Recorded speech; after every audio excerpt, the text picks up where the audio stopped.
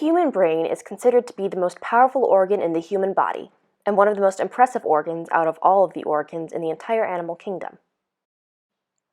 The brain consists of three main parts: the cerebrum, cerebellum, and brainstem. The cerebrum is the largest part and is focused on remembering, thinking, problem-solving, moving, and feeling. The cerebellum is under the cerebrum and controls balance and coordination.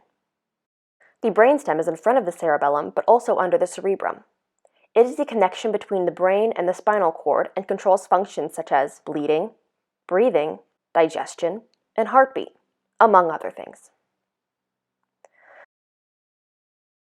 A brain's surface looks like a wrinkly mess, for lack of a better term. But despite the unappealing appearance, the wrinkles on the outside of the cerebrum, also called the cortex, control many important functions of the brain. The cortex deciphers sights, sounds, and smells, creates and stores memories, makes thoughts, solves problems, makes plans, and controls voluntary movements. As many people know, the brain is divided into two sides, left and right.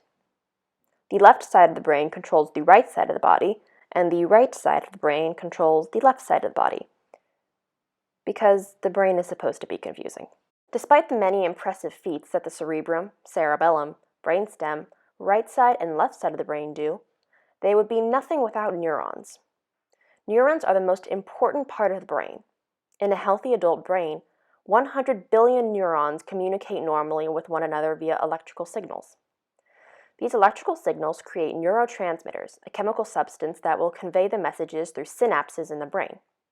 The synapse will meet with another neuron to end the conveyor belt of messaging. In many diseases of the brain, Alzheimer's disease being chiefly among them, the neurons are the cell of the brain that are most commonly destroyed. Alzheimer's disease kills, or at least leads to, the destruction of nerve cells and important tissue. This causes the brain to shrink incredibly and affects almost all functions of the brain. The cortex and hippocampus, next to the brainstem, shrivel up, and ventricles, liquid-filled spaces in the brain, enlarge. Under a microscope, scientists see that Alzheimer's brains have fewer neurons and synapses than a healthy brain, plaque buildup between neurons, and tangles in dying or dead nerve cells. Plaques are groups of protein fragments that are detrimental to the brain's health when clustered, and tangles are strands of different proteins. Though it is not known what causes death from Alzheimer's, plaques and tangles are the main suspect. Plaques are created by bits of protein called beta amyloid clustering together. This happens because beta amyloids, found in the fatty membrane around nerve cells, are sticky, to put it in chemical terms, and will clump together. The groups that they form can block synapses and make the immune system devour disabled cells that would not be destroyed otherwise. Tangles, on the other hand, destroy imperative cell transport systems. In a healthy brain, a protein called tau helps create a track of that food and other cell parts travel along.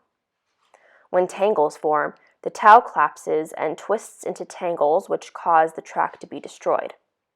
Without the track, nutrients can no longer be supplied to certain cells, which lead to their deaths. Though, as of today, there are no known cures for Alzheimer's disease, scientists are working to find a cure. If you are interested to learn more, visit www.alzgla.org.